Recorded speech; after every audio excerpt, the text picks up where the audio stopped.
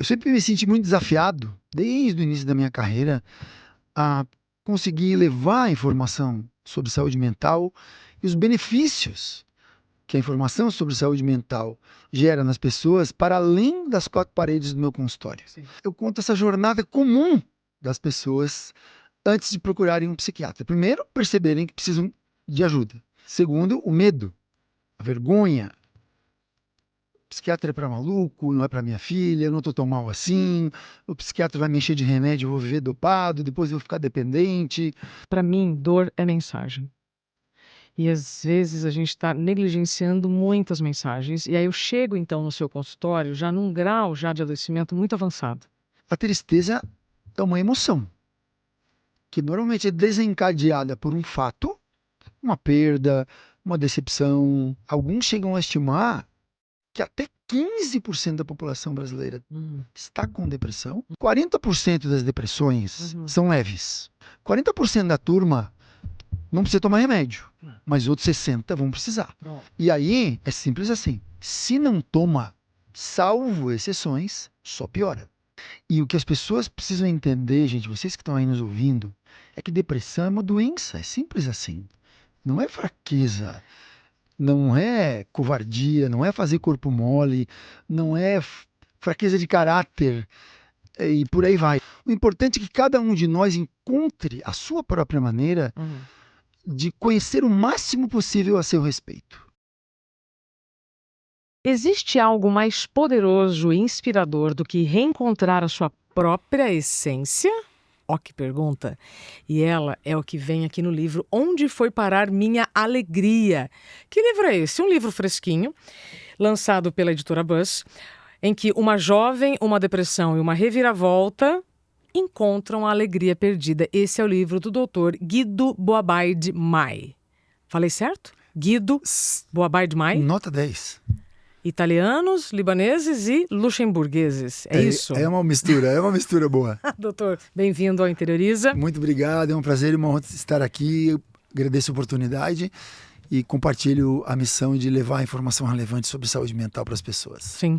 Doutor Guido, ele é casado com a Paula, pai da Maria Cecília e da Maria Laura. Ele é de Florianópolis. Ele já fez 110 mil consultas.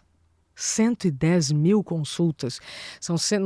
Eu nem vou falar que são 110 mil horas, porque tem consultas que demoram mais do que uma hora, né? Sim. Ele é médico do corpo clínico do Einstein, daqui de São Paulo, é fundador e CEO da GNTech, que já vai explicar para nós do que se trata, psiquiatra há mais de 30 anos. Então, quando você ouve a palavra assim, psiquiatra, você tem uma imagem. Então agora a gente vai desconstruir essa imagem, porque você está diante, então, de um psiquiatra que é cantor, né? E tem um compromisso real de levar a saúde para fora do consultório. Isso é muito, muito bacana. Eu queria, então, que você trouxesse, doutor Guido, por que esse livro, né, baseado, então, em histórias que você provavelmente ouviu, vivenciou, né?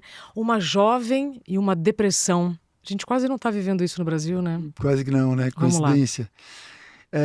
Eu sempre me senti muito desafiado, desde o início da minha carreira, a conseguir levar a informação sobre saúde mental e os benefícios que a informação sobre saúde mental gera nas pessoas para além das quatro paredes do meu consultório. Sim.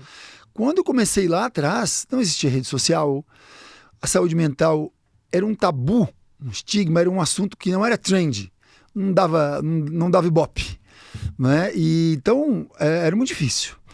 O tempo passou, veio a GNTech, a gente vai conversar sobre ela depois, que foi uma forma de eu sair das quatro paredes do meu consultório, trazendo uma tecnologia, desenvolvendo a tecnologia aqui no Brasil para melhorar a eficiência dos tratamentos médicos e, por consequência, e principalmente, a vida dos pacientes, de suas famílias e da sociedade. E o livro vem nessa mesma intenção. Eu penso que a música é o caminho mais curto para o nosso coração. E a literatura é o tapete mágico no qual voamos através da nossa imaginação para chegarmos lá. Então eu entendi que eu precisava escrever um livro e, como eu gosto muito de música, acabei cometendo a maluquice de criar uma trilha sonora para o livro também, que é uma trilha sonora própria, que vai ambientar, tanto com as letras quanto com o mood da música, algumas passagens, capítulos e personagens. E a ideia é usar a música e a literatura para chegar no coração e na alma das pessoas de uma maneira leve, de uma maneira instantânea e até com algum entretenimento. Ou seja, eu posso falar de saúde mental de forma leve, eu posso cantar saúde mental. Essa é a ideia, essa é a intenção. E parece que está dando certo, né? As pessoas que estão lendo o livro estão trazendo muito esse feedback, assim, que é uma história boa de ler, fácil, leem rápido o livro, querem saber o desfecho. Então não é um livro técnico, pessoal. É uma ficção, é uma história de uma garota que tem uma vida muito boa lá em Florianópolis, uma jovem que está saindo da faculdade, impactada pelos estressores habituais dessa fase da vida, sem perceber. Vai começando a se sentir mal, estressada, tendo crise de ansiedade, e vai ali ocultando e não fala para ninguém, vai se sentindo cada vez pior, e aí começa a perder um pouco o ânimo, o humor, e começa a ter comportamentos mais impulsivos e até irresponsáveis, até que gera uma situação bem grave, e ali ela fica muito deprimida, e a família decide que tem que procurar ajuda médica, e aí eu conto essa jornada comum das pessoas antes de procurarem um psiquiatra. Primeiro, perceberem que precisam de ajuda. Segundo, o medo, a vergonha. O psiquiatra é para maluco, não é para minha filha, eu não estou tão mal assim. O psiquiatra vai me encher de remédio, eu vou viver dopado, depois eu vou ficar dependente. E aí superam essa barreira, porque a dor estava muito grande. Chegam ao psiquiatra, que qualquer semelhança que tiver comigo é mera coincidência. E aí a ideia ali é mostrar de dentro como que é um tratamento. A partir da prática da psiquiatria de precisão, da psiquiatria dinâmica, que vai integrar a genética com as características particulares do paciente, seu histórico, e um tratamento personalizado que inclui fármacos, psicoterapia. Ela melhora da depressão, começa a analisar e refletir sobre os dilemas dela, encontra as soluções e reencontra a sua alegria. Uau! Ou seja, é uma jornada que você traz, então, na literatura. Quando o doutor fala a música, é porque em alguns capítulos tem um QR Code, tá? Eu vou mostrar aqui brevemente. Tem um QR Code.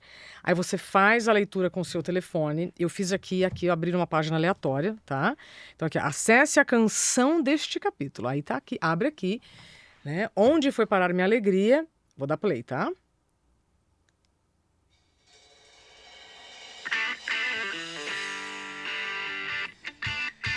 Letra do Kiko Zambianchi, música do Dr. Guido. É o Kiko que canta essa. Essa é o que. O que... Aí vem a letra também. Tudo me parece mais simples depois que conheci você. Ficou mais fácil sorrir, acho mais fácil entender. Sensacional! E eu agora quero escrever um outro livro para colocar trilha sonora, gente. Alô, atenção, tá? Anotaram isso? O Kiko nos agraciou e nos honrou com a presença dele lá para mixar esse disco. Faz um tempo que ele foi gravado, agora ele foi remasterizado. E nós tínhamos uma música que não estava terminada. E era a música do momento do livro muito emocionante, que é um dos meus prediletos, onde a Ana Maria ela conhece o senhor Roberto Brilhante, que é um personagem muito interessante. Ele era um senhor que estava nos seus últimos suspiros de vida, devido a um câncer de pulmão, mas ele era um publicitário que fez fortuna e fama vendendo cigarro. Então ele estava com câncer de pulmão e estava morrendo por conta do hábito de fumar. E ele vivia esse dilema. E ele então não se permitia se queixar da vida e conseguiu elaborar a morte dele de uma maneira muito nobre. Uau. E a Ana Maria se encontrou com ele no hospital, porque o pai dela ficou doente também. E eles se apaixonaram muito, não é? E a gente não tinha essa música pronta, e o Kiko estava lá, um talento extraordinário. E eu falei, cara, olha aqui, ó, a gente precisa terminar essa música aqui, a gente tem que gravar ela. Tá bom, conta a história pra mim. Aí eu contei a história, ele pegou um pedaço de papel, falou, não canto. Isso é fantástico. Cara, deu 15 minutos, sei lá, 20 minutos ele voltou com a música, com a letra pronta. E a gente gravou ali, eu faço o back vocal e ele canta a única música que outra pessoa canta no livro. Sensacional. E precisamos convocar o Kiko, inclusive, hein, Fátima? O Kiko, hein, Fátima Amaral? Vamos reativá-lo aqui pro nosso... Ele gostou da música quando ele viu. Eu mandei pra Fátima ele, Amaral ele está gostou. aqui no Interioriza pela primeira vez. Faz 3 anos que esse programa existe. Fátima Amaral veio a primeira vez com o Dr. Guido, tá vendo? Eu vou pedir uma salva de palmas. Uma salva de palmas para a Fátima Amaral. Nossos Né? aplausos! Agora é o inverso. Vamos lá. Aí eu fiz a leitura de outro QR Code, tá? Que é a música Difícil Falar. Ah, muito bom. Vamos lá. Vamos ver. Esse é um rock and roll shuffle à moda de Chicago.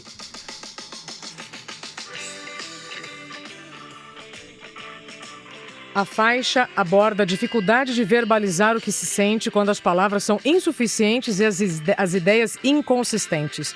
A música é o grito para não desistir. Difícil falar. Algumas coisas são difíceis de explicar. Letra do Dr. Guido, música, banda. Ou seja, ele atende os pacientes, escreve livro, grava música. Doutor, aqui na contracapa está dizendo que o silêncio das emoções pode ser ensurdecedor até decidirmos ouvi-lo. Por que a gente recusa tanto os nossos sentimentos? Por que a gente se nega a reconhecer tristeza, se nega a reconhecer uma insatisfação? Porque existem os opostos, né? Ou eu potencializo demais as coisas, ou eu nego demais elas. Claro que isso vai variar de pessoa para pessoa, mas de modo geral, eu posso dizer que após todos esses anos ouvindo gente, tratando gente, porque além de ser médico, eu tenho uma formação psicoterápica, faz parte da minha escola de psiquiatria, eu me apaixonei pela psiquiatria através da paixão pela psicanálise em primeiro lugar. Eu decidi ser psiquiatra na terceira fase do curso de medicina e comecei a me preparar desde lá. Eu posso dizer que, em grande parte das vezes, é por medo de não dar conta. Então, a gente sabe lá que tem um sofrimento dentro de nós, um medo de alguma situação, alguma insegurança em relação a nosso respeito. Uhum. E a sensação é de que, se a gente for admitir que aquilo existe, a gente pode não dar conta. Tá. E nós sucumbiremos à tristeza, ou sucumbiremos a nossas inseguranças e podemos descobrir as terríveis verdades ao nosso respeito, que nem sempre são tão terríveis assim, mas que tornam-se cada vez mais terríveis na mesma proporção em que ficam reprimidas, que ficam escondidas, obscurecidas pela negação, pela repressão. E isso faz com que nós, então, ativemos vários mecanismos de defesa e venhamos a repetir comportamentos defensivos ao longo da nossa vida sem percebermos. Tem gente que consegue alcançar esse entendimento sozinho, com aprendizado próprio. Tem gente que vai precisar de uma boa psicoterapia. Tem gente que conversa com os outros, vai entendendo, que vê um filme, que lê um livro. O importante é que cada um de nós encontre a sua própria maneira de conhecer o máximo possível a seu respeito, de tornar consciente aquilo que nos rege. O professor estava falando ali antes sobre o cérebro, né? Então, seja sob o viés das neurociências, seja sob o viés da psicanálise ou outros, mas há um consenso que grande parte do que a gente faz, a gente acaba repetindo, a gente às vezes não sabe por quê. O professor estava dizendo que o cérebro economiza energia, ele não quer mudar. Né? Então, Freud, lá atrás, que ele mencionou, de uma máxima, repetir para não pensar. O Freud, lá atrás, ele entendia muita coisa do cérebro como um desbravador, como o primeiro cara que parou para olhar sobre o que acontece dentro da gente, Tá. né? E ele teve muitas sacadas que depois a neurociência veio confirmar. Eu não vou entrar no mérito da questão aqui do método de tratamento, né? Mas, então eu digo que é por isso, por medo de não dar conta, medo de descobrir verdades que a gente imagina que são, mas que em grande parte das vezes quando a gente vai lá e descobre não são tão terríveis assim, e por isso que é libertador, por isso que uma terapia é libertadora, por isso que o autoconhecimento é libertador, por isso que experimentar um jeito novo é libertador, por isso que vencer o medo na maioria das vezes é libertador. Pronto. Qual foi a principal mudança nesses 30 anos seu de clínica que você vem percebido sobre o acesso à psiquiatria? Tem acontecido de maneira mais precoce ou mais tardia? Mais precoce. Mais precoce. Mais precoce. Então, pessoas mais jovens estão procurando a psiquiatria. Mais jovens. Isso é um... E também de todas as idades, né? Eu diria, sim, mais jovens. Tá. Hoje a incidência das doenças, elas têm acontecido mais precocemente em quase todas as famílias de transtornos. Temos o acesso mais fácil, Sim. não é? Hoje, então, hoje existe... Eu não diria que é fácil para as pessoas ainda irem ao psiquiatra, mas para muitas é aceitável e muitas vão, né? Então, hoje existe uma disponibilidade maior de informação. Hoje, a metodologia de fazer diagnóstico, ela mudou muito, então ela incluiu determinados tipos de sofrimento que antes não eram considerados transtornos. Isso gera muita confusão nas pessoas, né? Então, esse conjunto de fatores hoje faz com que as pessoas venham mais ao consultório, porém, o mais comum ainda é que as pessoas venham quando já estão sofrendo bastante. Pronto, esse é o então, ponto que eu quero chegar. isso é o mais comum. É muito raro, acontece, principalmente entre as mulheres, entre os homens é quase nunca, o paciente vir ou a paciente vir porque acha que está começando a ficar ruim. As pessoas vêm quando já estão se sentindo bem mal, né? Antes de fazer uma pergunta, eu quero mandar um beijo para minha psiquiatra, a doutora Camila Magalhães. Tem gente que fala, dermatologista, ginecologista. Eu sempre falo da doutora Camila e me sinto muito orgulhosa em dizer, doutora Camila Magalhães é minha psiquiatra. Doutor Guido, quem precisa de psiquiatra? Quem está apresentando sintomas. Pronto, quais? Bom, aí nós temos sintomas de várias naturezas que nós dividimos em categorias de famílias de transtornos. Pronto. Então, a gente vai falar dos mais comuns, que são os mais prevalentes, que são a depressão, os transtornos de ansiedade. O TDAH não é tão comum assim, mas é muito famoso. O transtorno bipolar é menos comum ainda, mas é muito famoso. Então, acho que a gente pode falar desses, né? Tem uma imensidão de famílias. Então, a depressão é uma doença da família dos transtornos do humor. A família dos transtornos do humor tem... Eu vou resumir aqui, bem resumidinho, né? Para facilitar a vida. Então, a gente tem, basicamente, na família dos transtornos do humor, os transtornos depressivos e os transtornos bipolares. Por que o transtorno bipolar é chamado de bipolar? Porque ele tem dois polos. Ele tem o polo da depressão e tem o polo oposto, que na nossa linguagem de psiquiatra a gente chama de estado de mania, onde o cérebro está super estimulado por um excesso de neurotransmissores, ao contrário da depressão, onde na maioria das regiões do cérebro, a produção de neurotransmissores está diminuída. Então, o estado de mania é um estado de euforia, de excesso de alegria, excesso de energia, baixa autocrítica, exposição a risco. E a depressão é apatia, desinteresse, entristecimento, pessimismo, negativismo, vazio existencial, alteração de apetite, piora do sono, falta de energia e sensação de cansaço todo o tempo, diminuição de libido, déficit cognitivo, diminuição de atenção, concentração, memória, lentificação de raciocínio e, às vezes, até perda da vontade de viver e até de tirar a própria vida. Então, esses são os sintomas mais comuns da depressão. Eu citei alguns do polo oposto, que é da mania. São famílias do mesmo transtorno, o que diferencia é a presença dos dois polos ou só de um. Depressão também pode ser chamada de transtorno unipolar do humor, porque só tem um polo. Os transtornos de ansiedade,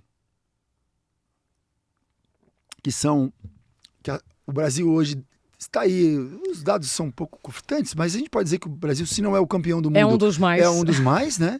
ansiosos, tá, A gente gente? vê É um dos mais dados- ansiosos do mundo. Sim, mas não é só ansiedade, aquilo que tu falasse ali, ansiedade patológica, ansiedade benigna, depois a gente pode falar sobre sim, isso, Sim, mas sobre pessoas que preenchem critérios para transtornos de ansiedade mesmo, né? Então,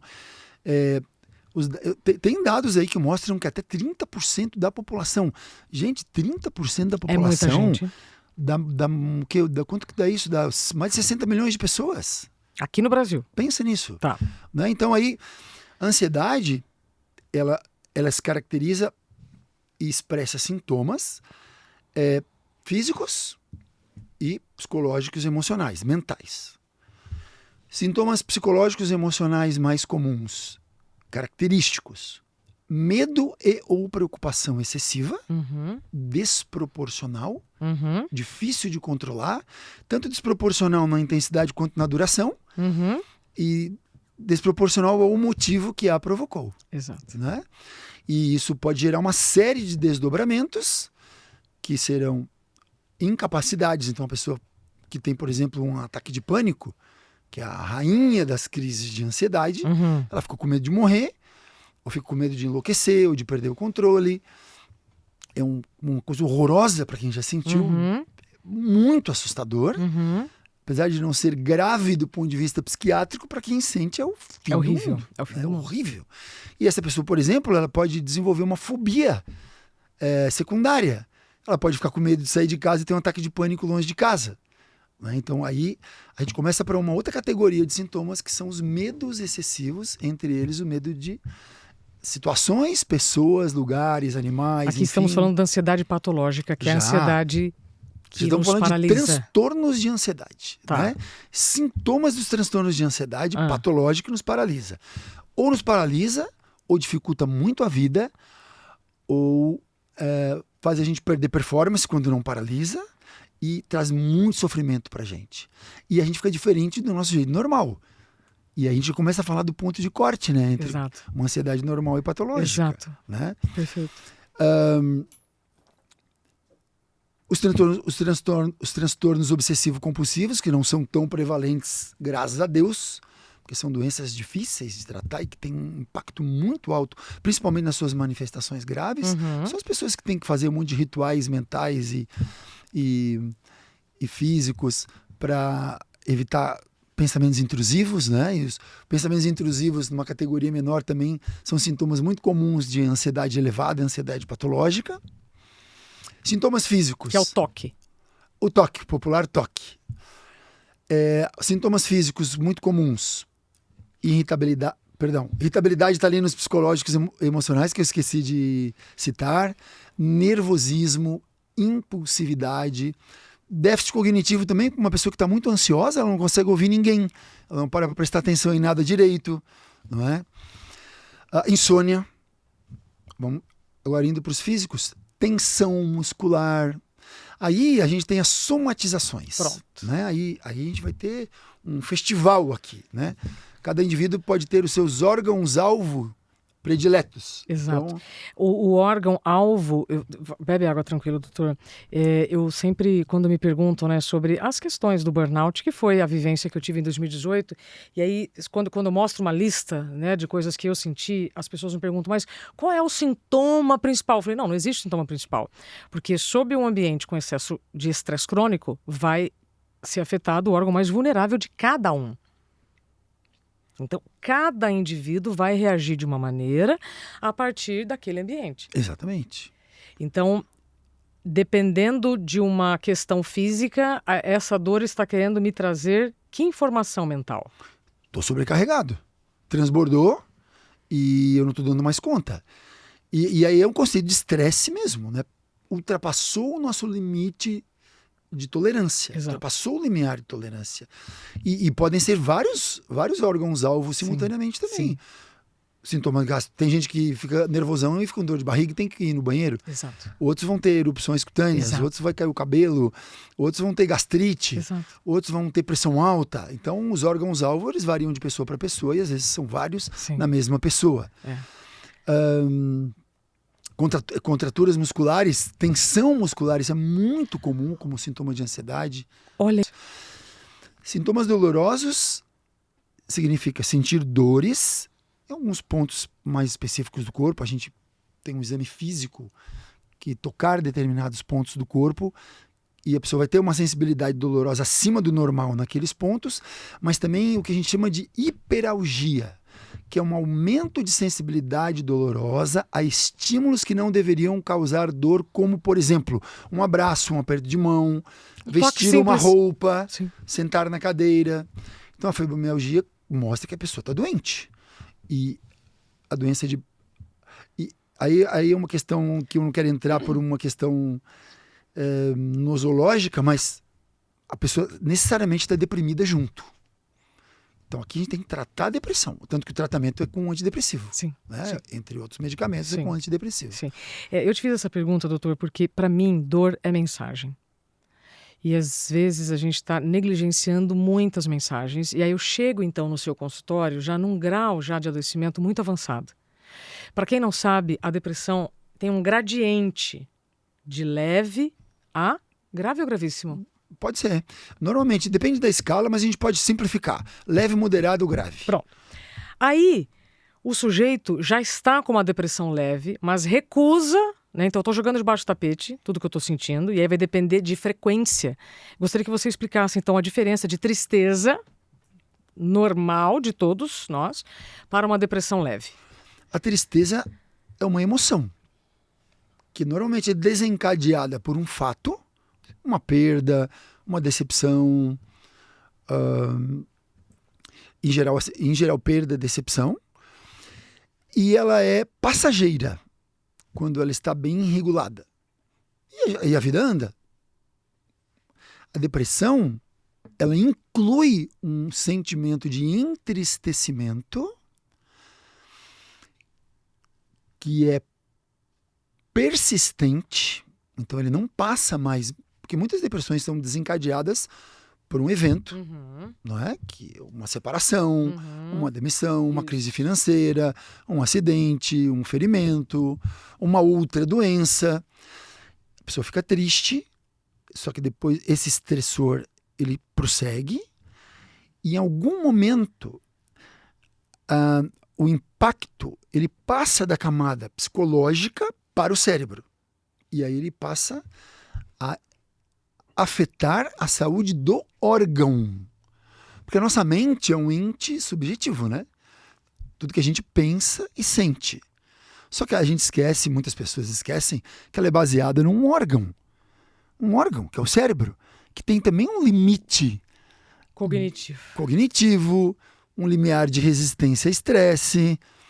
E que quando esse órgão fica desregulado, qual que é a consequência? Ele interfere e muda tudo que a gente pensa e sente. A maneira que a gente interpreta o mundo, que a gente reage ao mundo, assim como um pulmão com pneumonia vai gerar falta de ar, dor no peito, tosse, o cérebro impactado por aquele estressor, normalmente uma pessoa que pode ter uma predisposição já genética, herdada, sofre uma desregulação. Antigamente, a gente achava que era mais uma desregulação só química.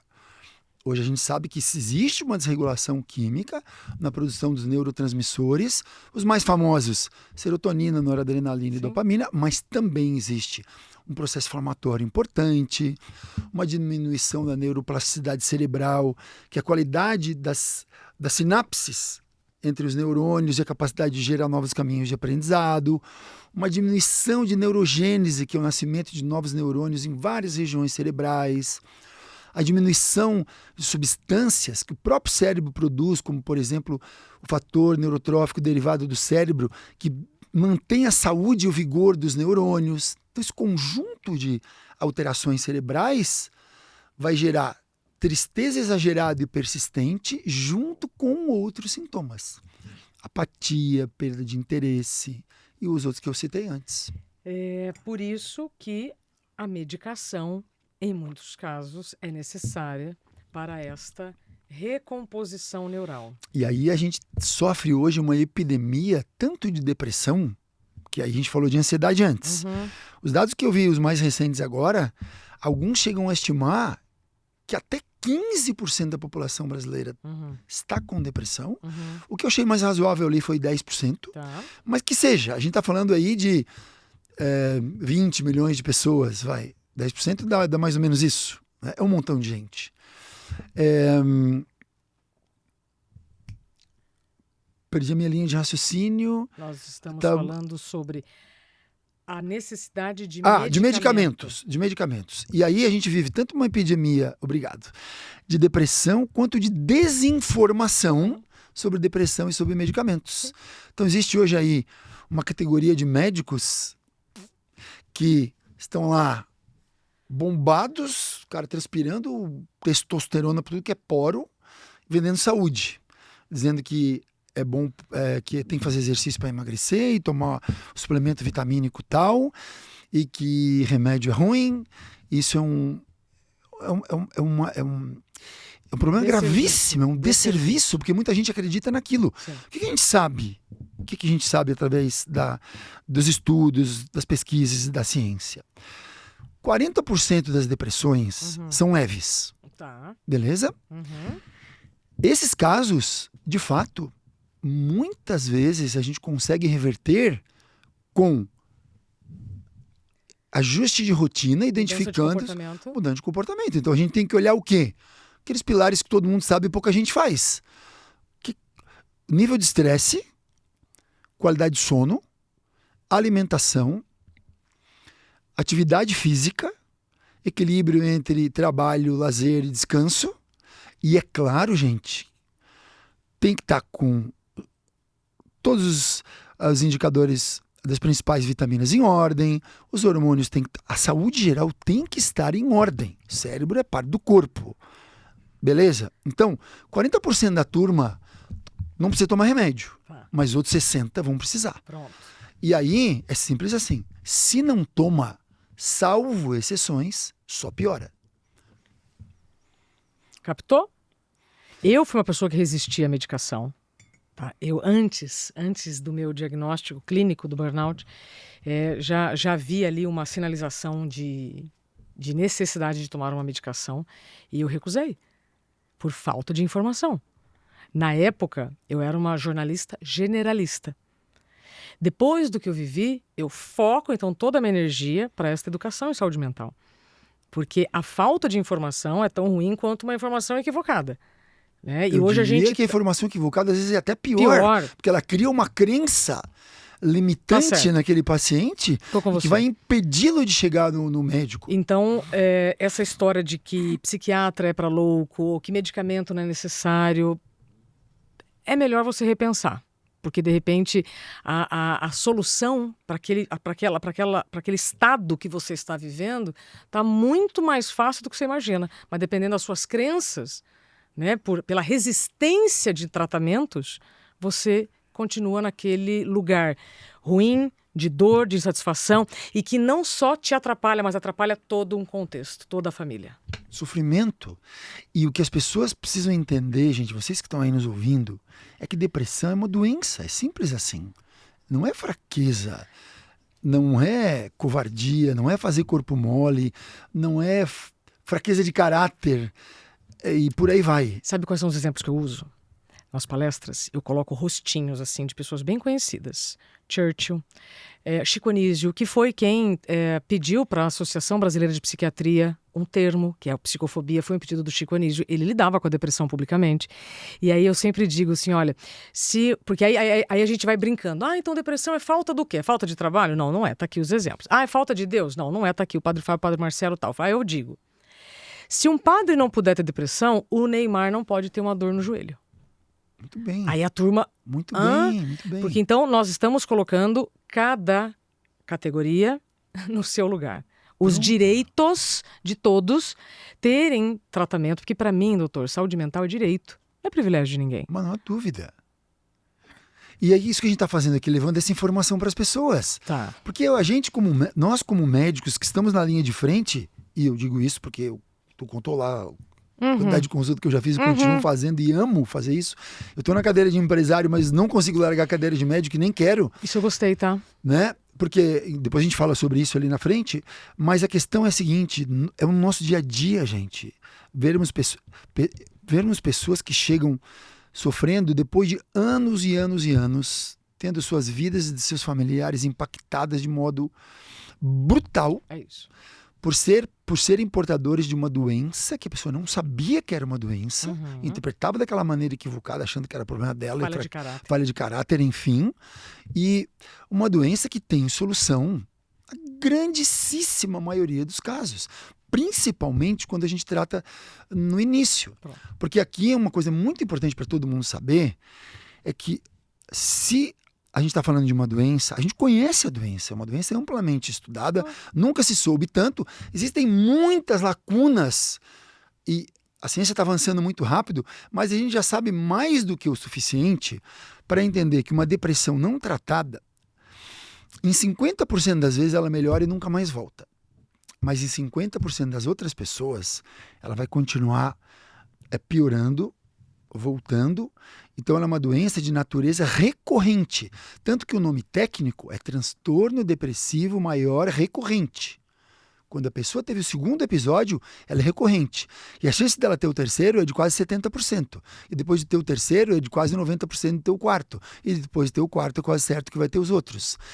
E a cada tentativa de tratamento falha, a chance de ela ficar em remissão, que vem a ser o termo médico que nós usamos para melhora total dos sintomas, diminui.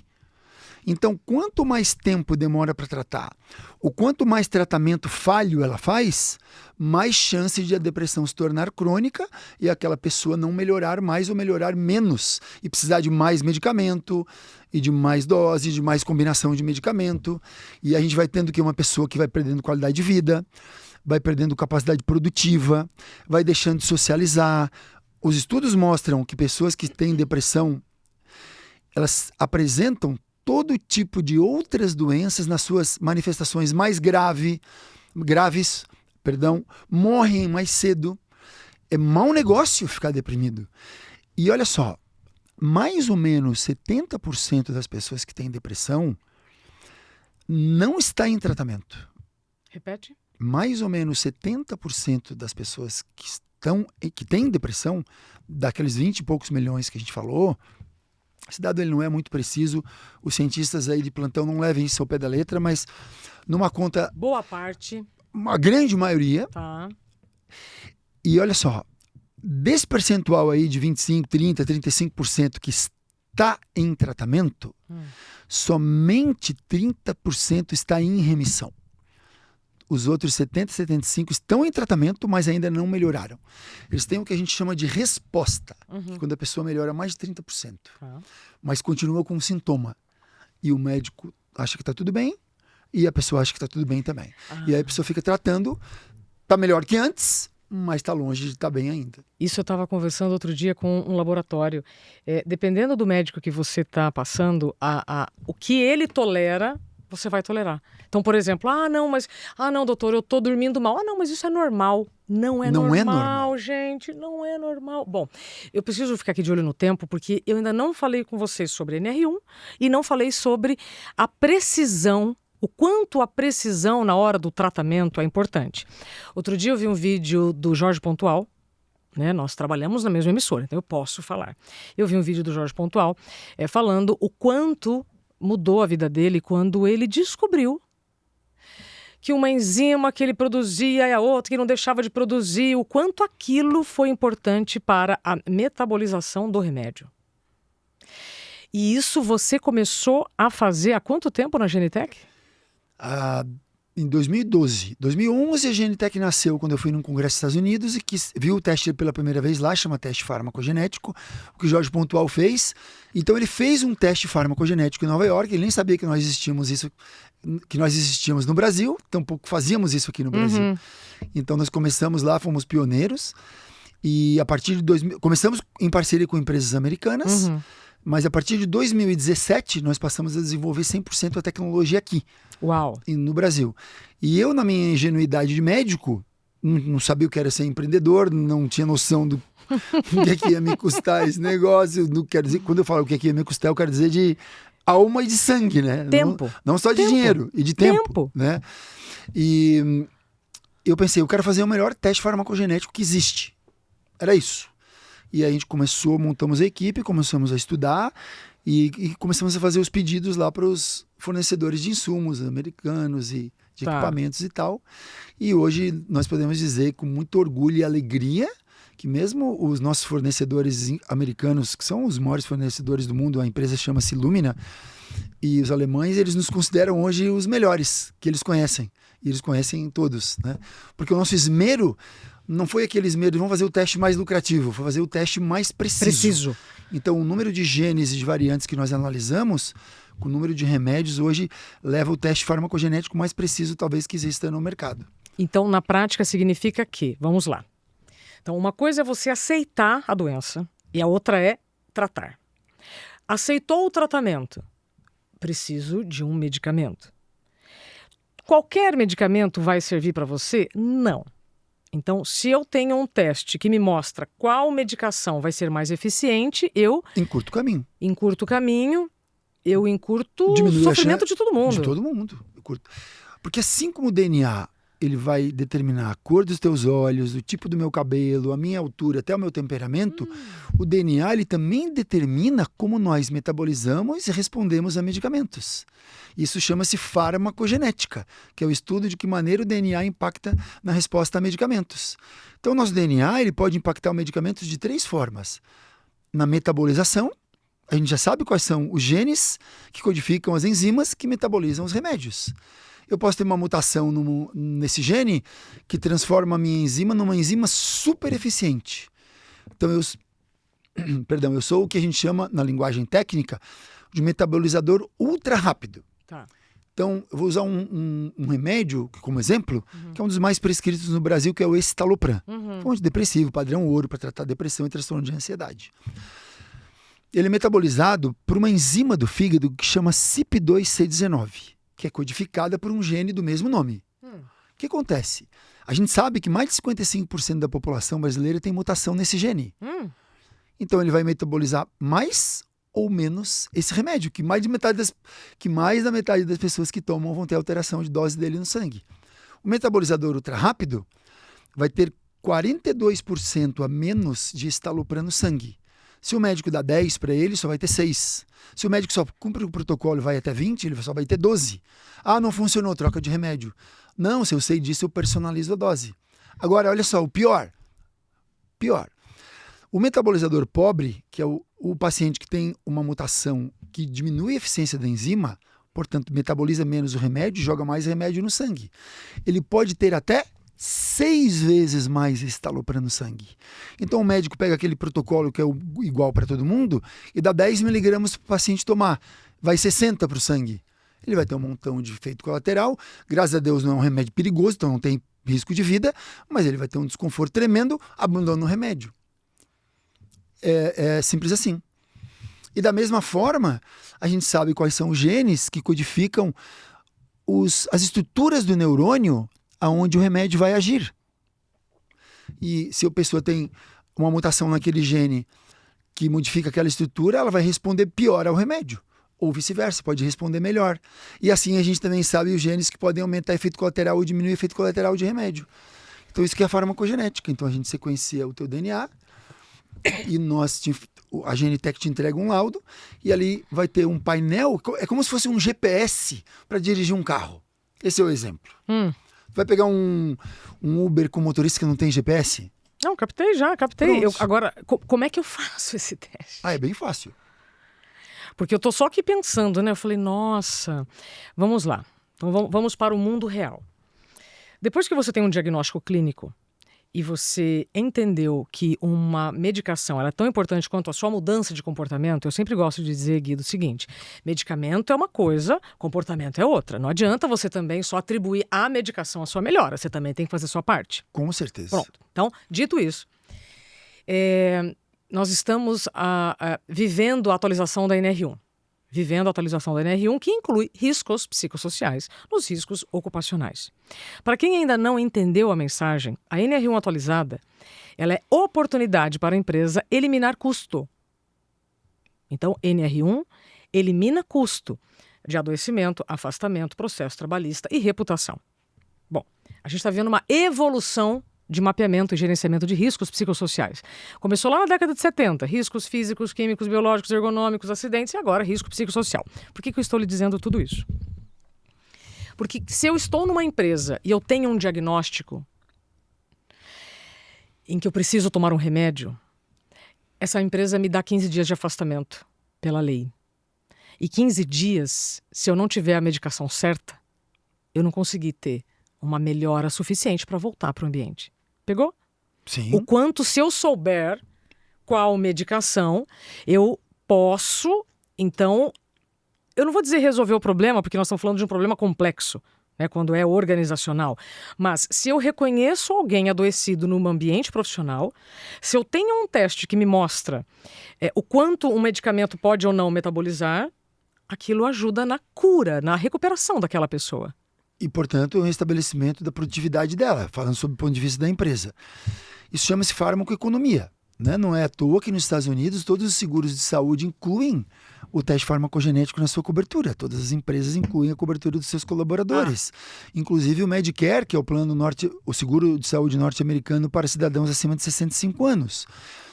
Existe um estudo do professor John Wiener, que eu tive o prazer de conhecer, a oportunidade nas minhas épocas que eu andava muito nos Estados Unidos, lá na fundação da GNTech, quando a gente trabalhava em parceria com os americanos, que esse estudo é de 2013. Então ele demonstrou que pacientes que tomam medicamento geneticamente compatível, eles faltam até 78% menos de dias ao trabalho num ano do que os pacientes que tomam medicamento geneticamente incompatível. Isso é um dado muito importante. Mostrou que o uso do teste farmacogenético economiza mais de $5 mil lá nos Estados Unidos, só com o uso de remédios ineficazes. E nós da GNTech, a gente publicou um estudo na revista de Saúde e Economia, junto com a Eretz Bill do Hospital Albert Einstein, que é a nossa parceira, que demonstra a farmacoeconomia da utilização do teste farmacogenético para depressão para as empresas e para o paciente. Porque o paciente que está deprimido, ele vai mais no médico de outras especialidades, tem mais outras doenças, ele é mais internado, ele produz menos e gasta um monte de dinheiro com remédio que não funciona também. Sem dúvida. Ou seja, nem todo medicamento vai funcionar igual para todo mundo. Né? Você precisa, então, se conhecer. Posso trazer que esse teste me traz informações preciosas para eu poder viver melhor? Preciosas e precisas. A gente tem um termo que foi cunhado nos Estados Unidos que chama medicina de precisão. Sim. Que é o jeito de fazer medicina que vai levar em consideração o ambiente do paciente, suas características particulares e a sua genética. E a gente trouxe esse termo para a psiquiatria e chama de psiquiatria de precisão, que ao invés de medicar pela tentativa e erro, a gente medica baseado no teste farmacogenético, levando em conta o ambiente e as características particulares do paciente. A Ana Maria, ela foi tratada a partir da ótica da psiquiatria de precisão. Perfeito. Eu vou querer saber mais da história da Ana Maria. Gostei demais. Olha que quando o tempo é bom, passa rápido, né? Foram 47 minutos, doutor. E nós vamos ter que encerrar. Acaba aqui o tempo do Interioriza, mas então quem quer ler então o livro Onde Foi Parar Minha Alegria, pela Buzz Editora. Tá no link da minha bio, do meu Instagram. Como é o seu Posso Instagram? falar? É Dr. Guido Boabaide. Tá em todas as livrarias do Brasil, nas redes mais importantes. E no link da bio cai direto ali na Amazon e tá nas plataformas também. Pronto. Quem quer fazer agora o teste genético? gntech.med.br. Então é só entrar lá no site, tem todas as informações. É acessível, doutor? É acessível. Nós temos um cardápio de testes que cabe em todos os bolsos. Uhum. E eu tenho certeza que cada um vai achar ali o teste melhor para sua condição e para o seu bolso. Porém, o teste somente e sempre deve ser utilizado pelo médico. Porque o teste é um equipamento para o médico Uma ferramenta, utilizar. é. Uma ferramenta para o médico utilizar. Claro que é importante o paciente olhar, conhecer a sua genética, entender. O teste é uma redenção para muitos pacientes que chegam lá desacreditados por todos os médicos e seus familiares, dizendo que o paciente tem frescura, que tudo dá efeito colateral para ele, que nada funciona, que o problema é dele. Olha. E a gente vê lá o teste, a genética do paciente atrapalha todos os remédios. Né? Já não basta todo o preconceito que você vive, até ter o diagnóstico, aí depois você experimenta um remédio, não dá certo, você vive mais A culpa é preconceito. tua ainda. E quer ver quando experimenta mais de 2 ou 3. Né? Eu, inclusive, outro dia participei de um evento, de um outro laboratório, que era tratamento resistente à medicação. Sim, depressão resistente, um Depressão grande resistente. desafio hoje. Bom, então, que aula, doutor Guido, muito obrigada, então, pelo seu tempo. Fátima Amaral, muito obrigada por esta conexão. Fátima, a gente se conhece já há muito tempo, fiquei muito feliz. Quando o ouvido está pronto, a mensagem chega, né? E aí, quando a Fátima mandou o lançamento do livro, opa, onde foi parar a minha alegria? E é muito interessante porque essa provocação, que é como eu iniciei, né? Não existe nada mais poderoso do que você descobrir onde está a sua essência, onde está a sua alegria. E às vezes você está procurando no lugar errado, está procurando fora e está dentro. Então, muito obrigada, Guido. Volte sempre. Muito obrigado a você, foi um grande prazer, uma grande honra. Fiquei muito feliz com a entrevista, com a oportunidade e espero que nós tenhamos alcançado as pessoas, né? Menino, eu nem te falei dos EPIs da saúde mental. Não, eu estou muito curioso. Pera lá, rapidinho. Aqui. Em 2023, eu vejo uma informação. Transtornos mentais fazem parte das 3 principais causas de afastamento do trabalho. Eu, como jornalista, vejo aquela informação e falo, ué, se os problemas relacionados à saúde mental afastam as pessoas do trabalho, cadê os EPIs da saúde mental? Muito Não bom. existe. Aí eu vou e crio os EPIs da saúde mental. Eu estou muito curioso. Então, em 2023. E o que eu vejo, o que eu entendi da NR1 até agora, eu tenho algumas dúvidas ainda, mas o que acontece com as pessoas que já estão doentes e já estão de atestado médico? Eles vão lá pro médico do plano de saúde e em geral ficam por lá. E nada contra os planos de saúde, não me interpretem mal. Sim. Mas Quer que eu te explique? teste fármaco, quero, por favor. Por favor, porque até onde a gente participou lá de alguns eventos, como palestrante também e tal, o que eu vejo? Muitos programas olhando a parte dentro da empresa, psicoterapia, rodas de conversa. Ótimo, gente, maravilhoso. Mas e aquela pessoa que já está de atestado, que já passou dos 15 dias, que está de licença, Pronto. que está tomando remédio e não está dando certo? Pronto. Vou repetir uma frase da Verusca Galvão, que ela esteve aqui no programa. Ela faz um trabalho brilhante aqui no Brasil sobre cultura organizacional. O ambiente é soberano ao indivíduo. Vamos lá.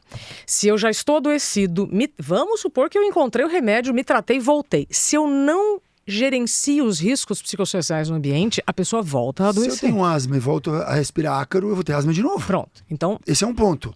Agora, se eu tenho a depressão e eu não alcancei a remissão, não melhorei 100%, e eu volto mesmo para um ambiente moderadamente estressor, a minha resiliência ao estresse está diminuída, porque eu não estou bom ainda. Eu só estou 60% bom, 70% bom. E é aí que entra o medicamento. E aí você assertivo. falou sobre a depressão e eu nem tive tempo de falar sobre o burnout, porque pior que o primeiro é o segundo. Claro, porque a correlação, olha só, a correlação de depressão com burnout é mais alta do que a ansiedade com burnout. Sim. Se eu não me engano, que se a minha memória não me trair nesse momento, a gente tem uma correlação de 13 a 25% de burnout com transtorno de ansiedade e de 25 a 35% com depressão. Então, mais comumente o burnout leva a depressão do que o transtorno de ansiedade. E vou te explicar por quê. Porque a síndrome de burnout é a ausência de si mesmo. Você está tão dedicado ao trabalho, àquele objetivo, que você esquece de si. Você se deixa para depois. A psiquiatra Ana Beatriz Barbosa, ela traz a depressão como o excesso de passado. E claro que eu estou fazendo esse comentário aqui com muita responsabilidade. Quando você tem o diagnóstico da síndrome de burnout, e eu posso falar, porque eu tive 2, você tem que encarar que você tem que fazer as pazes com o seu passado. Porque você não é mais aquela pessoa que você ainda está insistindo em ser. O ambiente é outro, você é outra pessoa. Por isso que a atualização de identidade é fundamental, para que você não caia nas mesmas armadilhas. Então você pode tomar a melhor medicação, você fez o teste com a Genitec, tomou o melhor remédio, mas se você também não muda o comportamento, o seu estilo de vida, você cai nas mesmas armadilhas. Não há dúvida. E é interessante porque se tu for ver os estágios do burnout, o burnout ele não começa com estafa, ele começa com excesso de engajamento. Menino. Que é o primeiro estágio. Vamos começar né? outro episódio agora. A gente não vai dar para continuar, então nós vamos continuar no próximo episódio. Doutor Guido, de novo, muito obrigada. Temos muito para somar e compartilhar. Você que nos acompanha até aqui, olha, 53 minutos de programa. Muito obrigada pelo seu tempo. Com tantos conteúdos, você nos escolheu. Então, obrigada pela sua confiança. Certamente você vai aproveitar e para tomar boas decisões, então compartilhe também com quem você quer bem. E a gente se encontra, então, no próximo Interioriza. Até mais. Saúde, doutor. Tchau, tchau. Saúde, muito obrigado. Sucesso, Brasil! Obrigado.